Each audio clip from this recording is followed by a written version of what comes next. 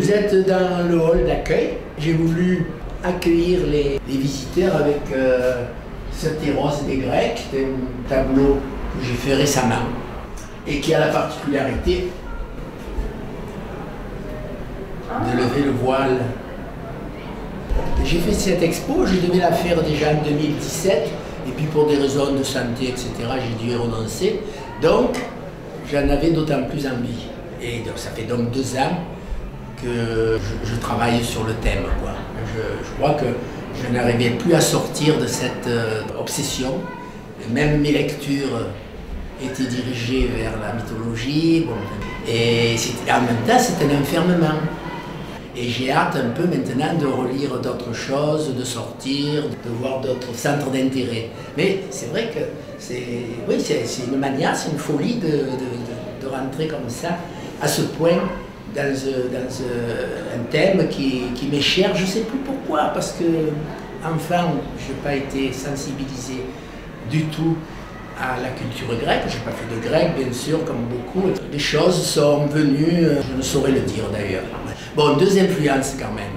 Mon prof de dessin de l'EN en 1957 et les années 2000, la rencontre avec Françoise Donadieu qui écrit depuis longtemps sur la mythologie.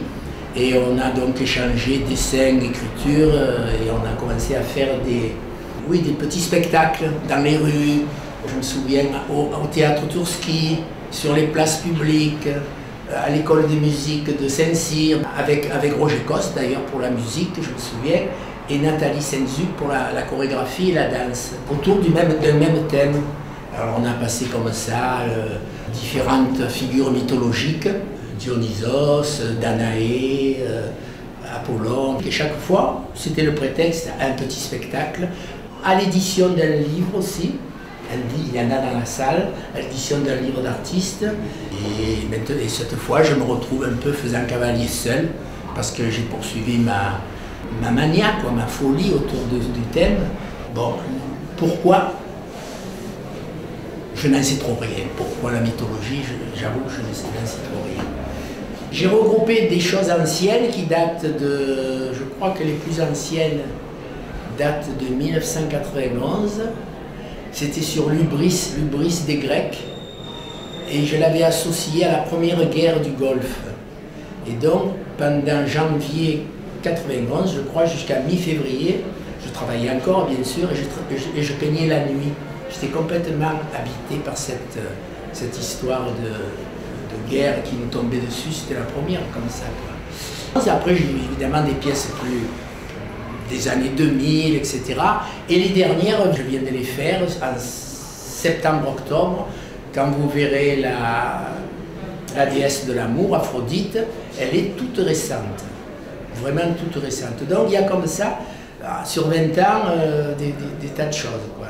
Les dessins, bien sûr, j'en ai fait à tout moment, dans mes voyages, à la cour carrée du Louvre, au Bargello à Florence, sur les places publiques, etc.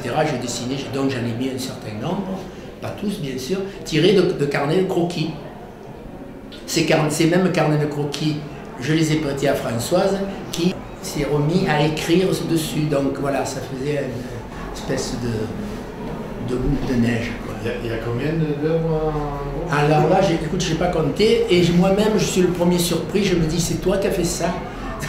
Parce que je ne pensais pas en mettre autant et y arriver, quoi. Pour moi, c'était très chaotique, j'avais des pièces comme ça, nouvelles, anciennes, etc., qui, évidemment, étaient dans le thème de la mythologie, pas seulement grec d'ailleurs, vous verrez qu'il y a des mythes chrétiens, et il y a même à la fin un mythe local, c'est Michel Simon. Donc il y a des mythes, voilà. Mon prof de dessin de l'EN en 1957 faisait beaucoup de peintures mythologiques, en voici une là, que j'ai ramenée sous forme de photo bien sûr. C'est le fameux Zeus qui accouche par la tête d'Athéna, l'intelligence, et qui a absorbé la métisse, l'intelligence justement. Et puis il manque évidemment en bas Dionysos qui sort de la fameuse cuisse de Jupiter. Voilà. Et moi je l'ai reproduit 30 ans après, non plus, sous forme d'un poupon. J'ai installé dans le paysage qui m'est familier, c'est à Céreste, en Haut-Camegier, mon petit Olympe à moi, voilà, les Camegiers. Je tiens d'abord à remercier et féliciter toute l'équipe du service culture qui a bien sûr, comme d'habitude, œuvré avec l'artiste pour mettre en place cette magnifique exposition. Je remercie nos amis de Tout Visuel pour être toujours fidèles dans les manifestations artistiques et en garder la mémoire, c'est important. Et je vous invite à applaudir Louis, à qui je passe la parole. Bonsoir. Je suis sur un petit nuage, même s'il s'agit, j'en conviens, de l'Olympe de pacotille. Et il me faut encore me pincer pour croire que c'est bien moi qui ai pu produire tout ça. Je ne bornerai donc qu'au remerciement. Et Jean Tissier, qui aura endossé la lourde responsabilité à l'insu de son plein gré, c'est encore plus courageux d'accueillir sous cette nef tous ces petits zizi. Il y en a même des pros, tous ces petits formes satires, facétieux en diable, histoire de nous réenchanter avec le monde au nom de cette héros des Grecs qui nous gouverne et pour lequel j'ai dû apposer un carré blanc, soyons responsables. Et bien sûr Nicole, mon épouse et femme d'artiste, la pauvre, pour son immense patience, pour son amour tout court. Et ma mère et mon père, pour m'avoir fait ainsi. Et ce sera le mot de la fin. Je me souviens de ma mère, s'inquiétant de ma jeune singularité. Mon fils, des fois. Je crains que du travail du chien.